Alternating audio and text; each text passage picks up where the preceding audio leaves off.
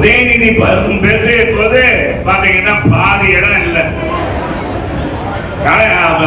நம்ம முதலமைச்சர் பேசுற மு.க. ஸ்டாலின் சேர்வுரங்காரி மத்தியில ஆளுகிற மம்மதியில ஒருத்தர் பேசுறான். அரசியல் அப்புறப்படுத்தணும். இந்த மாதிரி புள்ளுவெளிகள்லாம் வளரக்கூடாது. இவர்கள்லாம் நாட்டுக்கு தேவையில்லை. மத்திய உளவுத்துறை கொடுக்கிற அந்த கணக்குல அந்த கொடுக்கிற தஸ்தாவேஜில வச்சு பேட்டி கொடுத்துக்கிட்டு இவர் என்னமோ புதுசா கண்டுபிடிச்ச மாதிரி நம்ம தலையில பார்த்து அறவேற்கான அவனை என்னடா பண்றது? சட்டமன்றத்தில் 520 வாக்குறுதிகள்.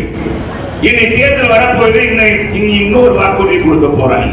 38 நாடாளுமன்ற உறுப்பினர்கள் என்ன செஞ்சீங்க? தமிழ்நாட்டு உரிமையை மீட்டெடுத்தீங்களா? மீனவர்கள் நாள்தோறும் செத்து மணிகிற அளவுக்கு அவங்க தொழிலை நசிக்க போச்சு. நான் 63 வாக்குப்பதிவில் 63% வாக்குகளை இந்த கூட்டணி பெறுமா? ஏன்னா என்ன பெறும்? உங்களுக்கு என்ன பொருந்தா கூட்டணி? நீங்க கேரளாவில் கம்யூனிஸ்ட் என்ன செய்யறாங்க? காங்கிரஸ் இது இந்த கட்சி வந்தா இந்தியாவை அழிந்துரும் அப்படின்னு அவன் வால் கிடைக்கும்.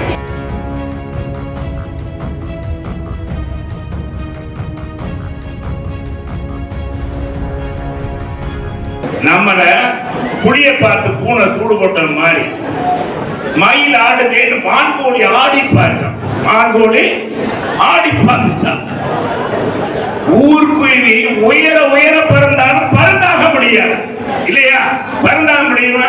எவ்வளவு உயர பறந்தாலும் குருவி குருவிதான். அது மாதிரி திமுக மாநாடு நடத்தினாங்க. உங்களுக்கு நமக்கெல்லாம் தெரியும். ஆளுங்கட்சி அதிகார படம் ஏசி பஸ்ல எல்லாம் கூட்டிட்டு போய் உட்கார வச்சாங்க. கடைசியில அவங்க என்ன செஞ்சாங்க? அங்க என்ன பார்த்தோம்? நம்ம ரம்மி விழாங்க. என்ன விளையாண்டாங்க? ரம்மி விளையாண்டாங்க. அமைச்சர் எல்லாம் கோடி கோடியா கொள்ளையடிக்கிறான்.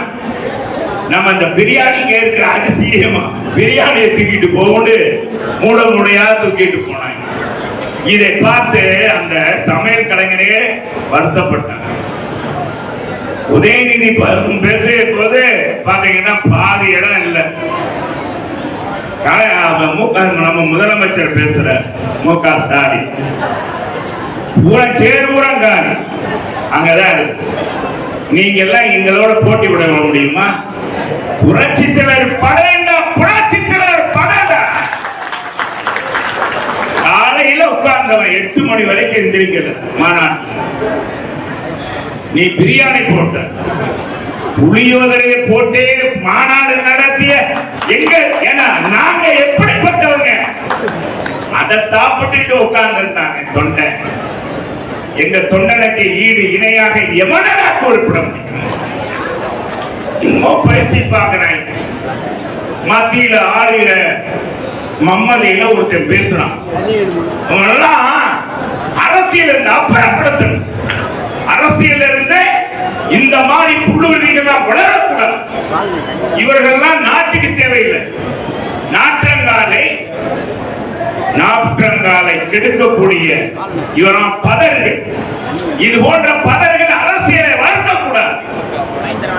அவருக்கு யாரையும் மதிக்கிறது. மத்தியில ஆளுகிறோம் என்ற அந்த ஆட்சியினுடைய அதிகாரத்தில் இங்க இருக்கிற உளவுத்துறை, இங்க இருக்கிற மத்திய உளவுத்துறை கொடுக்கிற அந்த கணக்குல அந்த கொடுக்கிற தஸ்தாவேஜில வச்சு பேட்டி கொடுத்துக்கிட்டு இவர் என்னமோ புதுசா கண்டுபிடிச்ச மாதிரி சிஐடி வேலை பார்த்த. நீ என்ன வேலை பார்த்த? உனக்கு அரசியல் என்ன? நான் இடத்துல பேட்டி அண்ணா அண்ணா அண்ணா நம்ம தலையில பார்த்து அறவேற்கான அவனை என்னடா பண்றது?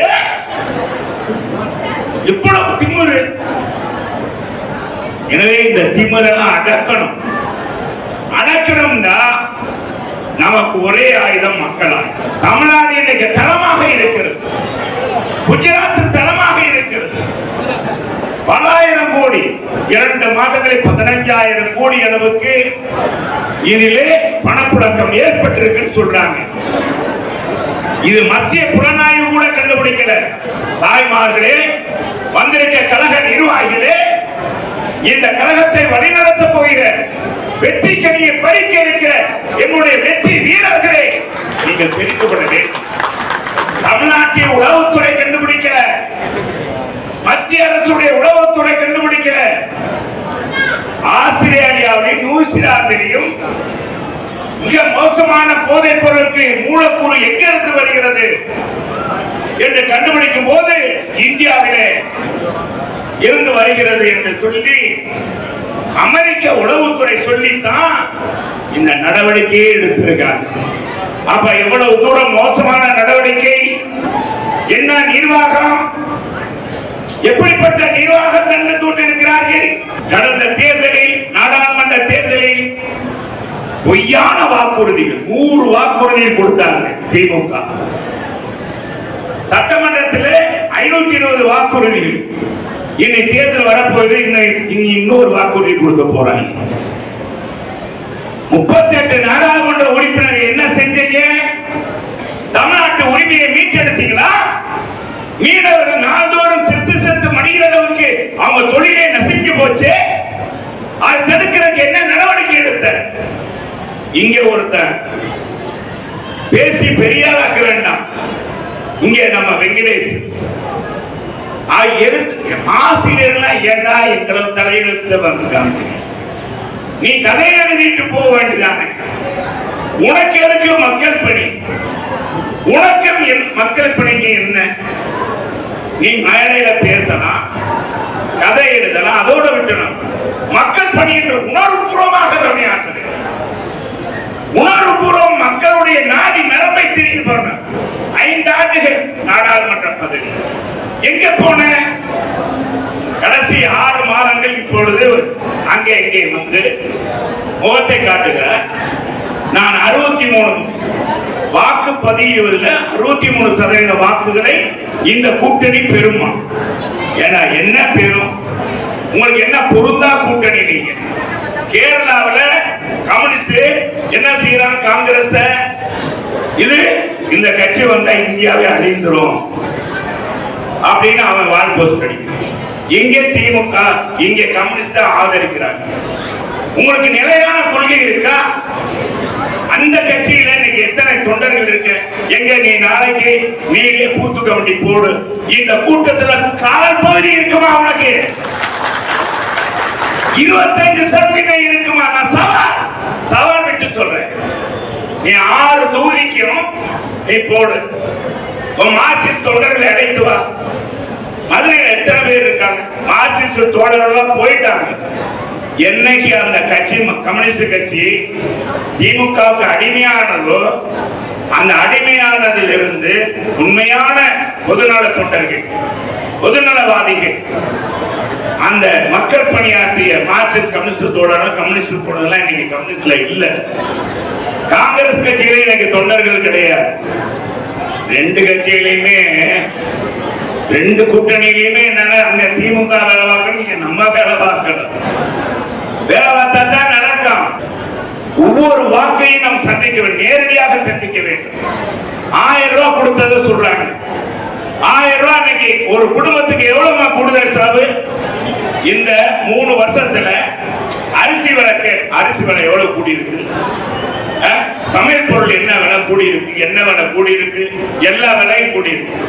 கேஸ் 450 ரூபாய் இருந்துச்சு 2014 மோடி ஆட்சிக்கு வரும்போது. இன்னைக்கு 1000 ரூபாய் ஆனது இன்னைக்கு 850 ரூபாய் 100 ரூபாய் குறைச்சிருக்காங்க. இன்னைக்கு சிறுபான்மை மக்கள் நம் பக்கத்தில் இருக்கிறார்கள். அவங்க இன்னைக்கு பாரதிய ஜனதா விட்டுட்டு வந்ததால அவன் கட்சி இழந்திருக்கு. எழுந்திருக்கா இல்லையா? மக்கள் மத்தியில் நம்முடைய பேசப்படுறாங்களே. புரட்சித்தலை அம்மா மாதிரி எடப்பாடியார் வந்துட்டாரியா கட்சியை வழிநடத்திட்டு. நல்ல வேலை வந்தீங்க நீங்க அப்படி எல்லாம் சொல்றாங்களா இல்லையா? சொல்றாங்களா இல்லையாமா? என்னம்மா சொல்றாங்களே இல்லையா? என்னப்பா நீங்க சொல்லுங்க, சொல்றாங்களே இல்லையா? இன்னைக்கு அந்த அளவுக்கு இன்னைக்கு அவங்களுடைய எதிர்ப்பு அரசு இத்தனை பேருடைய வாக்குகளை பெற்று இன்னைக்கு அவன் 1.4 லட்சம். நம்ம நடந்த சட்டமன்ற தேர்தலில் 68,000 வாக்கு வாக்குகள். நமக்கும் திமுகவுக்கும் இப்ப வர நாடாளுமன்ற தேர்தலில் அரசு ஊழியர்கள் ஓட்டு போட போறதில்ல, சிறுபான்மையினர் திமுக ஓட்டு போட போறதில்ல, மக்கள் ஓட்டு போட போறதில்ல. திமுகவுக்கு அவங்களுக்கு வச்சு செய்யணும். என்ன செய்யணும்? நல்லா சொல்லுங்க. என்ன செய்யணும்? வச்சு செய்யணும். ஏன் அந்த குடும்பம் மட்டும் 30,000 கோடி ரூபாய் 2 வருஷத்துல சம்பாதிச்சது நம்ம சொல்லல, அவங்க அமைச்சரே சொன்னார். பிடிஆர் பழனிவேல் வாய்ஸ் மேல பேசுறார். இதுக்காக அவர் பதவி இறக்கம் பண்ணிட்டாங்க, அமைச்சர் பதவியிலிருந்து டீக்ரேட் பண்ணிட்டாங்க. ஆக இந்த ஆட்சி ஊழல் ஆட்சி. இந்த ஊழல் ஆட்சியை அப்புறப்படுத்துறதுக்கு நமக்கு அருமையான ஒரு வாய்ப்பு. இந்த வாய்ப்பை நாம் பயன்படுத்திக் கொள்ள வேண்டும். பயன்படுத்திக் கொள்ளலாமா? பயன்படுத்திக் கொள்வீங்களா? இது போன்ற செய்திகளை மேலும் தெரிந்து கொள்ள எங்களது யூடியூப், Facebook மற்றும் Twitter ஆப்களை சப்ஸ்கிரைப் செய்யவும்.